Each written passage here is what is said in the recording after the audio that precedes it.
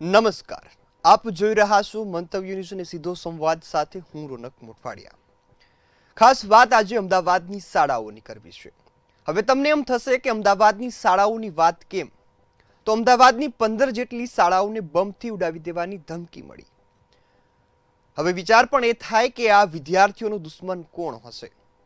કારણ કે વારંવારની બનતી ઘટનાઓ, વારંવાર થતા આવા કિસ્સાઓ અને સરકારની નિષ્ફળતા દર્શાવે છે કે વિદ્યાર્થીઓ સુરક્ષિત નથી. ત્યારે 17 ડિસેમ્બર એટલે કે હજુ એક મહિનો વીત્યો છે. એક મહિના અગાઉ પણ આવી જ ઘટનાઓ બની હતી. અમદાવાદની અનેક શાળાઓને બોમ્બથી ઉડાવી દેવાની ધમકી મળી હતી. પોલીસ તંત્ર, ફાયર બ્રિગેડના જવાનો, સાથે સાથે ડોગ સ્કોડ અને બોમ્બ સ્કોડ તપાસમાં લાગી હતી. વાલીઓ ભયભીત થયા હતા અને જે બાદ તપાસના અંતે કશું જ નથી મળ્યું. અને ફરીથી આવી જ ઘટના બની કે અમદાવાદની 15 જેટલી શાળાઓમાં બોમ્બથી ઉડાવી દેવાની ધમકી મળી, પરંતુ આ વખતે પણ કશું જ નથી મળ્યું. એનો અર્થ એવો થાય કે કોક વ્યક્તિ અત્યારે શાળાના વિદ્યાર્થીઓને ટાર્ગેટ કરે છે. આ વખતે ઈમેલમાં એટલું ખાસ હતું કે મોદી શાહ ખાલિસ્તાનના દુશ્મન છે, તમારા બાળકોને બચાવી લો. ત્યારે સવાલ એ થાય કે શું ખાલિસ્તાની કોઈ છે કે જેઓએ આ પ્રકારનું કૃત્ય કર્યું, અથવા તો કોઈ થોડા ક્ષણોની મજા માટેનું આ કૃત્ય છે? પરંતુ આ શોધવામાં પણ અત્યારે પોલીસ તંત્ર અને સરકારી તંત્ર નિષ્ફળ ગયું છે. ત્યારે આ મુદ્દા પર કરવો છે આજે સીધો સંવાદ.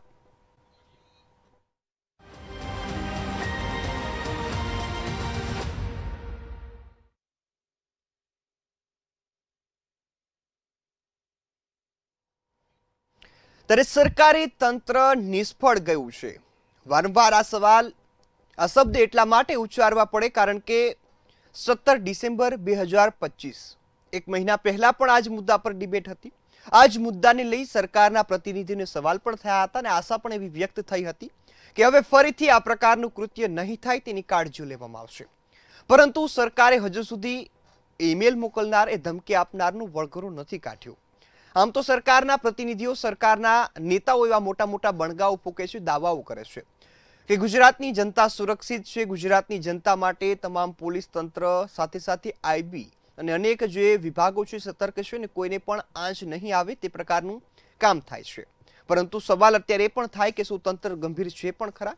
આ મુદ્દા પર આજે ચર્ચા કરવી છે અને મારી સાથે ગેસ્ટ પેનલમાં જોડાયા છે મનનભાઈ ભટ્ટ, કે જેઓ રક્ષા વિશેષજ્ઞ છે.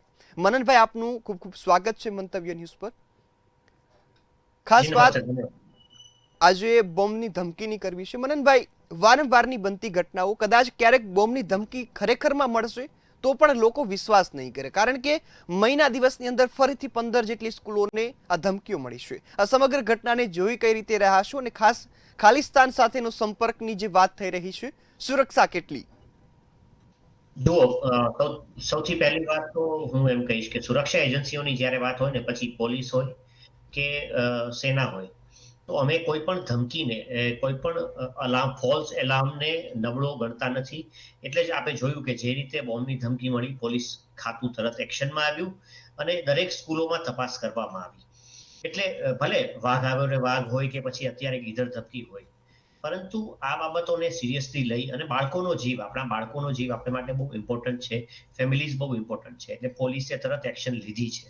હવે વાત કરીએ ધમકીની કે ખાલિસ્તાન, કે આમાં કેવું છે કે અત્યારે વર્ચ્યુઅલ પ્રાઇવેટ નેટવર્ક બધા જ ઇન્ટરનેટ યુઝર્સ જાણે છે કે વીપીએનના ઉપયોગ વડે તમે તમારો આઈપી એડ્રેસ જે છે એને હાઇડ કરી અને ગમે તેવા મેસેજ ગમે તેને કરી શકો.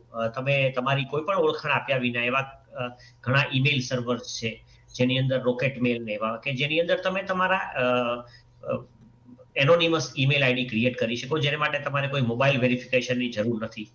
જે રજિસ્ટર્ડ કંપનીઓ છે જેને ભારતમાં ઓપરેટ કરવાની છૂટ છે, એમને ડ્યુઅલ ફેક્ટર વેરિફિકેશન અને મોબાઈલ નંબરની થકી વેરિફિકેશન, જે કે સપોઝ જીમેલ, જે બધાના એન્ડ્રોઈડ ફોનમાં અત્યારે છે, તો એ આપવામાં આવ્યું છે જેથી યુઝર કોણ છે એને જાણી શકાય અને ટ્રેક કરી શકાય. એટલે સરકાર પોતાનાથી બનતા ચેક્સ એન્ડ બેલેન્સીસ ઇન્ટરનેટના યુઝમાં નાખી રહી છે, પરંતુ વીપીએનનો ઉપયોગ ઓલ્ધો ભારતમાં ગેરકાયદેસર છે. એટલે આપણને ખબર નથી કે આ જે માણસે ખાલિસ્તાનનું નામ લખીને મેલ કર્યો એ પાકિસ્તાની છે કે કોઈ ભારતીય છે જેને ટીખળ કરી છે. આપણે એ પણ જોયું છે કે ટ્રેનોને ઉડાવી દેવાની ને પ્લેનોને ઉડાવી દેવાની ધમકી આપનારા પણ ટીખળખોરો ભારતમાં નીકળી આવ્યા છે. હવે આજના સમયે જ્યારે ઇન્ટરનેટ એવું કહેવાય છે કે ઇન્ટરનેટ એક એવો નળ છે કે જેમાંથી સતત એક તો એ નળ સતત લીક થયા કરે છે અને એમાંથી 24 કલાક આવો કટ્ટરપંથ અને આવા બધા વસ્તુઓ વહેતી રહે છે કે જે સમાજને માટે બરોબર નથી.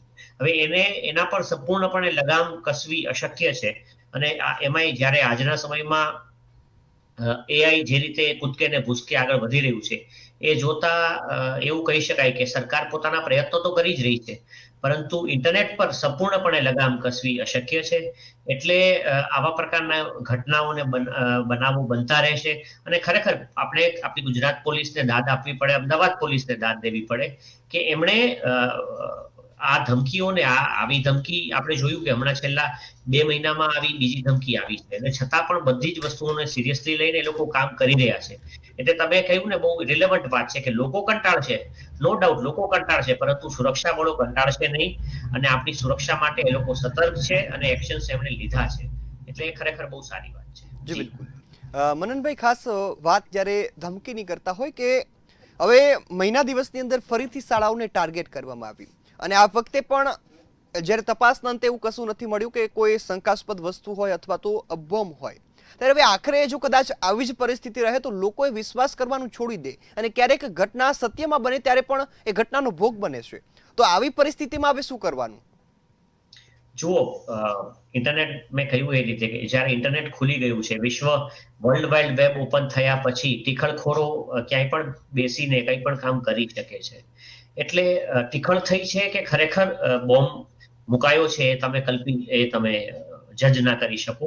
હા, તમે કહો છો એ વાત સાચી છે કે લોકો કદાચ આ ધમકીઓને સિરિયસલી નહીં લે, પણ હું કહું છું ને એ રીતે કે પોલીસ હંમેશાથી આ બાબતોને સિરિયસલી લેતી આવી છે, સુરક્ષા બળો લેતા આવ્યા છે અને એના પર કામ કરવામાં આવશે. વળી આ VPN થી છુપાવીને ભલે કરવામાં આવ્યું હોય, પરંતુ ભારતના જે સાયબર એક્સપર્ટ્સ છે, આપણે આશા રાખીએ કે 1-2 દિવસમાં આપણા સાયબર એક્સપર્ટ્સ આ જે માણસે આ ટીખળ કરી છે એને શોધી કાઢે અને એને બરોબરનો પાઠ ભણાવે.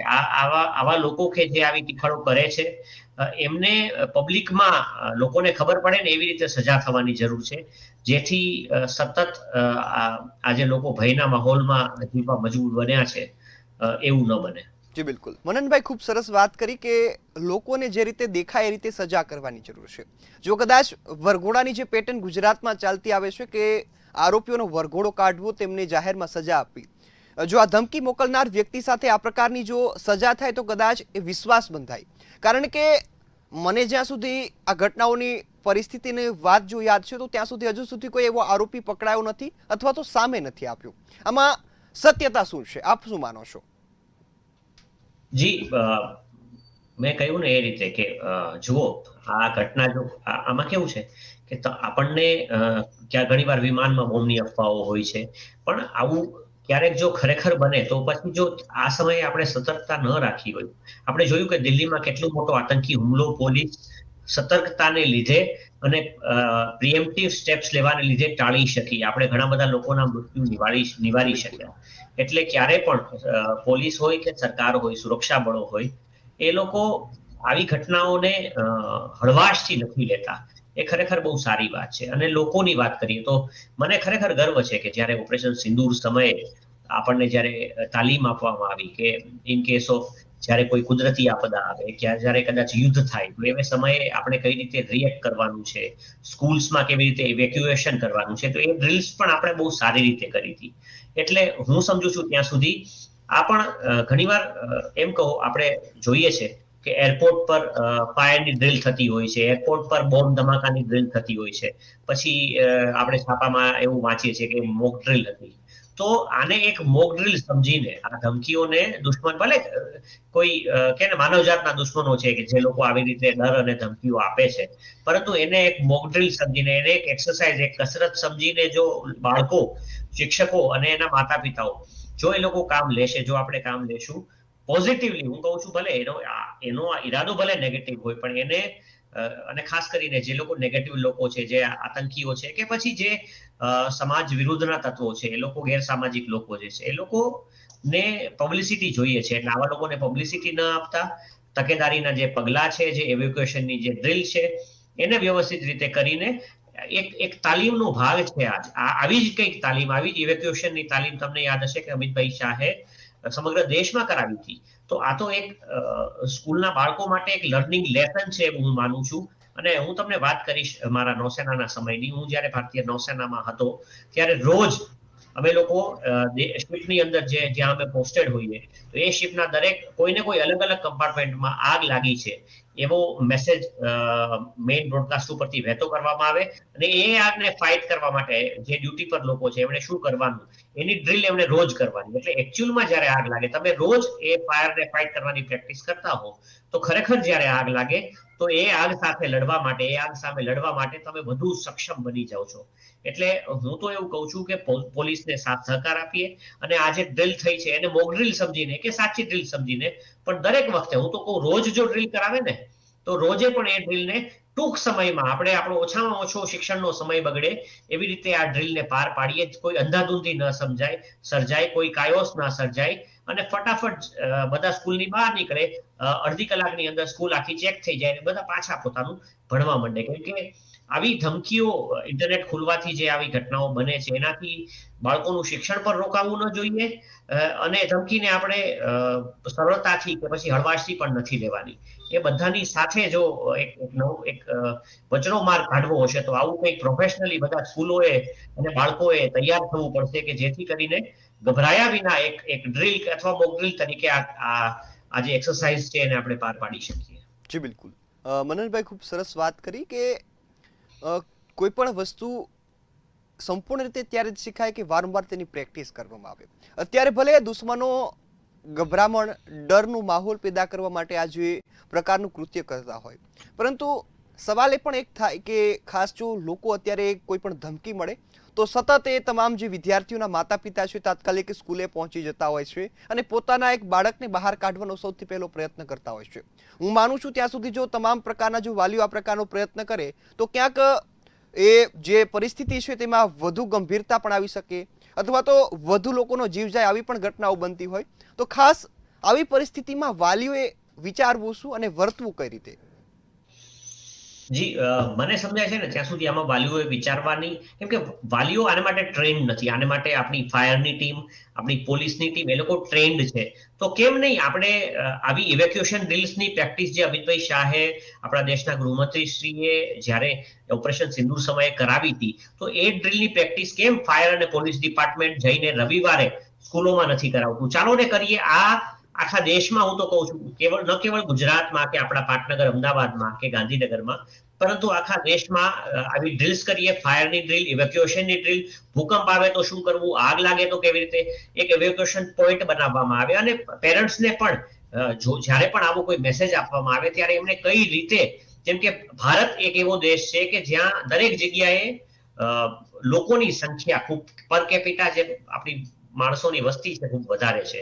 એટલે ભાગદળમાં કોઈનો જીવ ન જાય, ગભરામણના માર્યા દોઢ ભાગમાં નાના બાળકો કોઈના પગની નીચે દબાઈ જાય, કોઈને ઇન્જરી થાય, કોઈના વૃદ્ધ મા બાપ કે કોઈના દાદા દાદી લેવા આવ્યા હોય તો એમને ઇન્જરી થઈ જાય. એટલે એવી ભાગદોડમાંની જિંદગી એને બદલે એક ટ્રેનિંગના સેશન્સ જો રાખવામાં આવે ફાયર અને પોલીસ ડિપાર્ટમેન્ટ દ્વારા તો ચોક્કસપણે લોકોને આ ઇવેક્યુએશન ડ્રીલની પ્રેક્ટિસ થાય. અને હું રોજ રાખવાની જરૂર નથી પણ દરેક સ્કૂલમાં વર્ષમાં 2 વાર આવા સેશન રાખીએ તો આપણે આપણી પોલીસ અને ફાયર ડિપાર્ટમેન્ટ અમદાવાદની શહેરની આખી બધી જ શાળાઓને કવર કરી શકે. એવી રીતે રાજકોટ, ભાવનગર, સુરત, વડોદરા, આપણા જેટલા પાટનગરો મોટા શહેરો છે ત્યાં આવી ડ્રીલ્સ કરવાથી ચોક્કસપણે વાલીઓમાંથી ભયનો જે માહોલ છે કે ડર છે એ ઓછો થશે, ભય ઘટશે. વળી ટ્રેનિંગ છે ને, ટ્રેનિંગ એ સપોઝ માઉન્ટેનિયરિંગની જ વાત કરું તો માઉન્ટેનિયરિંગ કરવા જ્યારે હું પહેલી વાર ગયો ત્યારે મને ડર લાગતો હતો કે આ રોક પર આ પથ્થર પર કેવી રીતે ચડી શકીશ. પણ જ્યારે મેં એની પ્રેક્ટિસ કરી તો મને ડર નીકળી ગયો. એટલે આ ઇવેક્યુએશન ડ્રીલ્સનું પણ આવું જ છે. ઇઝરાયલ જેવા દેશની કમ્પેરિઝન જો આપણે કરીએ તો ઇઝરાયલની અંદર ત્યાંના દરેક નાગરિકને આવી ઇમરજન્સી સિચ્યુએશન સામે લડવા માટે સતત તૈયારી રાખવા અને એમને શીખવાડવામાં આવે છે. એનું કારણ જ એ છે કે તમે જોયું કે કઈ રીતે ગાઝા પટ્ટી પરથી કટ્ટરપંથીઓ આવ્યા અને એમણે ઇઝરાયલ પર અચાનક 2 વર્ષ પહેલા હુમલો કર્યો હતો. એટલે આવા હુમલાઓ, આતંકી હુમલાઓ ઇઝરાયલમાં અવારનવાર થતા હોય છે. એટલે ભારતમાં ધમકીઓ મળે છે પણ ભારતની સુરક્ષા વ્યવસ્થા એટલી ચાકચોબંધ છે કે મેનલેન્ડ ઇન્ડિયામાં આતંકી હુમલાઓ ઘણા સમયથી નથી થઈ રહ્યા, એક્સેપ્ટ આપણે જો દિલ્હી હુમલાની વાત અત્યારે જો સાઈડ કરીએ તો. જી બિલકુલ. એટલે પણ એનો અર્થ એવો નથી કે ધમકી એટલે જે ભયનો માહોલ છે ઓછો છે, અથવા તો આપણી ઉપર એમ કહી શકાય કે અત્યારે ઇમિનન્ટ ડેન્જર નથી. પરંતુ આપણે 2001-2માં જે ભૂકંપ આવ્યો હતો ત્યારે આપણે જોયું હતું કે ત્યારે આપણે ઘણા ખાસ કરીને ભુજની અંદર શાળાઓમાંથી બાળકોને ઇવેક્યુએટ નહોતા કરી શક્યા. એટલે આવી ઇમરજન્સીઝ માટે પછી એ કુદરતી હોનારત હોય કે પછી કોઈ માનવ સર્જિત હોનારત કે પછી પૂર, તો એમાંથી કેવી રીતે બચવું, કોઈ આતંકી હુમલાની વકી હોય તો એમાંથી કેવી રીતે બચવું, એમાંથી આપણે કોઈ બિલ્ડિંગની અંદર હોઈએ છીએ તો કેવી રીતે આપણી જાતને સેફલી બહાર કાઢવી, એની તૈયારીઓ કરવી કંઈ ખોટું નથી. અને આને આ સિવિલ ડિફેન્સનો એક પાર્ટ છે. લેટસ ગેટ ટુગેધર અને આ સિવિલ ડિફેન્સને ભારતને મજબૂત બનાવીએ અને બાળકોમાં ખાસ કરીને પાયાથી શિક્ષણના સમયથી જ એમને આ સિવિલ ડિફેન્સની તાલીમ, પોતાની જાતને અને બીજા જે નબળા છે એને બચાવવાની તાલીમ આપીએ, એ પણ જરૂરી છે. જી બિલકુલ. ખાસ મનનભાઈ ખૂબ સરસ વાત કરી કે તાલીમ હંમેશા ઉપયોગી થતી હોય, કારણ કે જે ભૂકંપની વાત કરી કે ભૂકંપ સમયે આ તાલીમ નથી આપવામાં આવી હોય, જેના કારણે અનેકના જીવ જવાનું જોખમ વધી જતું હોય છે. પરંતુ વાત શાળાની હોય તો કદાચ એ બાળકો, એ નાના નાના ભૂલકાઓ પરિસ્થિતિને ઝડપથી સમજી નથી શકતા, અથવા તો જ્યારે પણ ધમકી આપવામાં આવે અથવા આવી વાત ફેલાય ત્યારે તેમને ડર્યા સિવાય બીજું કશું જ કરતા નથી આવડતું. અને આવી પરિસ્થિતિમાં એ તંત્ર પણ જવાબદાર ગણાય, એ માતા પિતા પણ જવાબદાર ગણાય અને શાળાનું તંત્ર પણ જવાબદાર ગણાય કે બાળકોને તાલીમ નથી મળી. ખાસ વાત વારાફરતી આ મળતા ઈમેલોની કરવી. તો એક વખત જે અગાઉ ઘટના બની હતી તેમાં એક મહિલાએ પોતાના એક્સને હેરાન પરેશાન કરવા માટે આ પ્રકારની એમના ઈમેલ પરથી ધમકીઓ મોકલવાનું શરૂ કર્યું હતું અને તંત્રે તેને પકડી ત્યારે આ સમગ્ર વાતનો ખુલાસો થયો.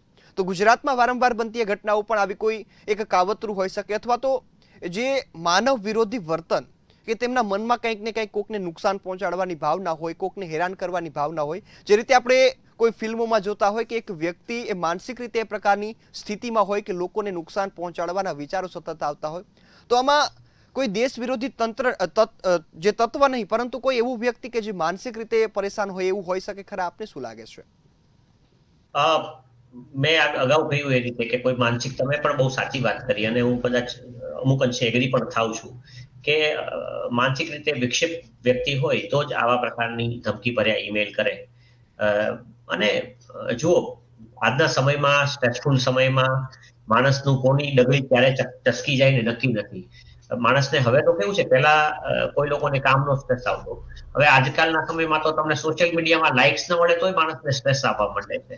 એટલે સ્ટ્રેસ ભરા જીવનમાં ક્યારે કોનું માનસિક સંતુલન આડોઅવળું થઈ જાય એ કહી નથી શકાતું. વળી ભારતની એક કમનસીબી છે કે માનસિક બીમારીને છે ને આપણે સ્વીકાર નથી કરતા, એને માનસિક બીમારીને બીમારી નથી કરતા.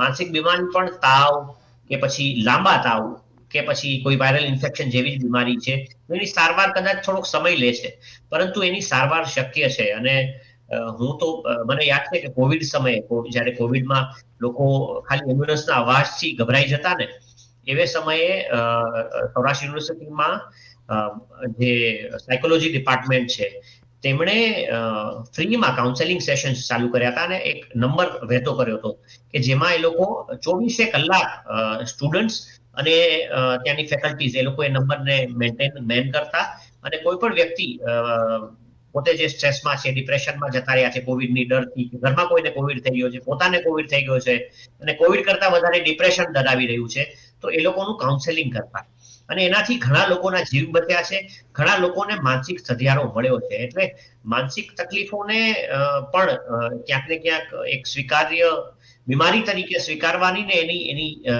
એની રોકથામ, એના ઈલાજ અને ઉપચાર માટે લોકોએ આગળ આવવાની જરૂર તો છે જ.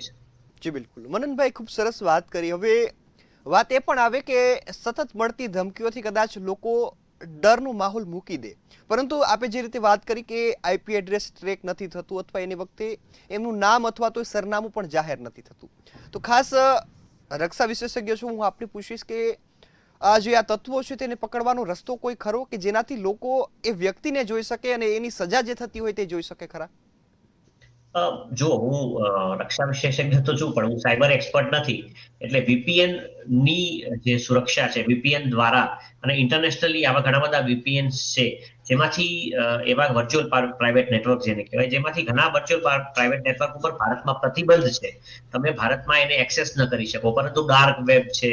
હવે કહું ને, આજના સમયમાં આપણે ન કલ્પી શકીએ એટલું બધું ઇન્ટરનેટ ડાર્ક થઈ ચૂક્યું છે. ઇન્ટરનેટની દુનિયા એટલી બધી કાળઝાળ થઈ ચૂકી છે કે આપણે કદાચ સામાન્ય માણસો સમજી ન શકીએ. અને અને એમાં આજે જ્યારે મેં વાત કરી એ રીતે કે એઆઈ એની પેઠ જે રીતે વધી છે, અને આવતા 5 થી 10 વર્ષમાં તો એમ કહેવાય છે કે આપણી સામાન્ય જીવન જે છે એમાં એઆઈ એટલું બધું અંદર ઘૂસી ચૂક્યું હશે કે ઘણા બધા એમ કદાચ મારી જરૂર નહીં રહે, ડિફેન્સ એક્સપર્ટ તરીકે પણ એઆઈ આવી જશે, કે કદાચ તમારી પણ જરૂર નહીં રહે, એન્કર તરીકે પણ એઆઈ આવી જશે. કદાચ એવો સમય પણ બહુ ટૂંક સમયમાં આવવાની વકી છે. એટલે આ સમયે ઇન્ટરનેટમાં શું થઈ શકે ને શું ન થઈ શકે એની રોકથામ માટે ખાસ કરીને આપણે આપણા જીવનમાં ઇન્ટરનેટના અપરાધીઓ, સાયબર અપરાધીઓને લીધે તકલીફો ન આવે એને માટે સરકાર પૂરતા પ્રયત્નો કરી રહી છે. પછી આપણે જોઈ રહ્યા છીએ કે કઈ રીતે સતત રોજબરોજ સાયબર ઠગીના બનાવો પણ બની રહ્યા છે. આ ઈમેલ તો એક નાની વાત છે કે ચલો લોકોએ સ્કૂલ્સને ઇવેક્યુએટ કરી અને તપાસ કરી, જેથી કંઈ મળી નથી આવ્યું. પરંતુ રોજ આપણે છાપામાં વાંચીએ છીએ કે કઈ રીતે યુવાનો અને વૃદ્ધોની સાથે અલગ અલગ પ્રકારની ડિજિટલ અરેસ્ટ અને સાયબર ઠગી થઈ રહી છે. કઈ રીતે માણસોના પૈસા ખાતામાંથી કરોડોના કરોડો રૂપિયા જઈ રહ્યા છે. એટલે સરકાર પ્રયત્નો કરી રહી છે, પરંતુ સાયબર વર્લ્ડ જે છે એ ગુનેગારોને નવા ને નવા નુસખાઓ, નવા ને નવી ટેકનિકો મળી રહી છે. એનાથી લડવા માટે આપણે તો સજાગ બનવું જ પડશે.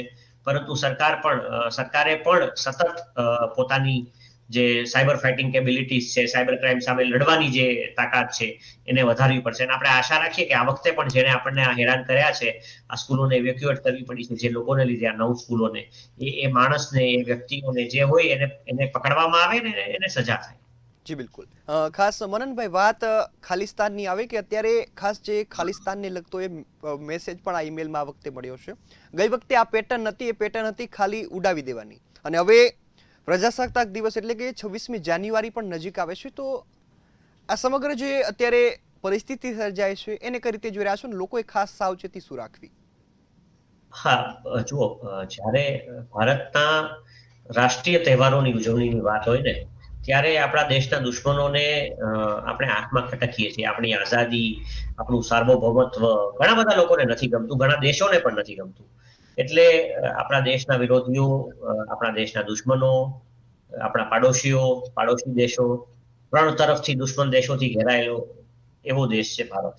તો આ બધા લોકો ભારતમાં ખળભળાટ મચાવવા માટે, ભારતના રાષ્ટ્રીય તહેવારોની ઉજવણીને કાળો ડાઘ પડે, એના પર લોહીના છાંટા ઉડે, એને માટેની કોશિશો કરે છે. એટલે એક ભારતીય તરીકે આપણી ફરજ છે કે ખાસ કરીને આ સેન્સિટિવ દિવસોમાં 26 જાન્યુઆરી જ્યારે આવી રહી છે ત્યારે આપણે કોઈ પણ બિનવારસી સામાન દેખાય, કોઈ એવો શંકાસ્પદ વ્યક્તિ દેખાય, કોઈની હિલચાલ બરોબર ના દેખાય, તો તરત પોલીસને રિપોર્ટ કરીએ. વળી ખાસ કરીને મને યાદ છે કે હજી થોડાક સમય પહેલા જ આપણે કઈ રીતે અમદાવાદની હોટેલોમાંથી કેટલાક આતંકી કાવતરાઓ પકડાયા હતા, જ્યારે નરેન્દ્રભાઈ મોદી આવવાના હતા અમદાવાદ, અને એના થોડા સમય પહેલા જ આ બધા કાવતરા પકડાયા હતા. એટલે આ પણ જરૂરી છે કે જાહેર જે સુવિધાઓ છે, જાહેર વ્યવસ્થાઓ, હોટેલો, રેસ્ટોરન્ટ, આ બધી જગ્યાઓમાં પણ કોઈ શંકાસ્પદ લોકોની હિલચાલ ઉપર નજર રાખવામાં આવે. જે જગ્યાએ પરેડ અને વધારે બાળકોની એકઠા થવાના છે, જ્યાં યુવાનો આવવાના છે, પરેડ થવાની છે, પછી એ ગાંધીનગર જેવી જગ્યા હોય કે પછી જ્યાં જે ડિસ્ટ્રિક્ટમાં આપણી પ્રજાસત્તાક દિનની ઉજવણી થવાની છે, આ બધી જગ્યાઓને, પછી આપણા જે આપણું જે સચિવાલય છે, આ બધી જગ્યાઓને સેન્સિટિવ જગ્યાઓ પર સિક્યુરિટી પણ વધારવામાં આવશે. અને આપણી પણ ફરજ છે કે આપણે જરૂર વિના, ખાસ કરીને આવા દિવસોમાં બહાર બહુ બધી ભીડ ન કરીએ અને સાવચેત રહીએ, સુરક્ષિત રહીએ, અને સરકારને સહકાર આપીએ. પોલીસ ખાતાને ખાસ કરીને, જે 24 કલાક સમય જોયા વિના આપણી સુરક્ષા માટે ખડે પગે છે આ તહેવારો દરમિયાન, એમને પણ સાથ સહકાર આપીએ, એ પણ જરૂરી છે. જી બિલકુલ. મનનભાઈ, આપ અમારી સાથે જોડાયા, મહત્વના મુદ્દા પર ખૂબ સરસ માહિતી આપીને ચર્ચા કરી બદલ આપનો ખૂબ ખૂબ આભાર. તો વાત અહીં છે દેશની સુરક્ષાની. દેશની સુરક્ષાની સાથે દેશમાં વસતા એ નાગરિકોની અને ખાસ વાત છે અમદાવાદના બાળકો કે જેમને આ ધમકીથી ટાર્ગેટ કરવામાં આવ્યા છે. હાલ તો આ પરિસ્થિતિ એવી છે કે અહીં માત્ર ધમકી મળી છે, પરંતુ કોઈ પણ જે હાનિકારક કૃત્ય થયું નથી.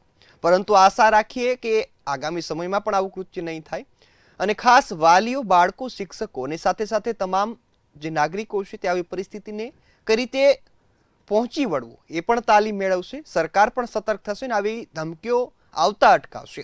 આ આશા સાથે અહીં કાર્યક્રમ સમાપ્ત કરીએ છીએ અને ફરી મળીશું એક નવા વિષય સાથે. ત્યાં સુધી મને રજા આપશો. નમસ્કાર.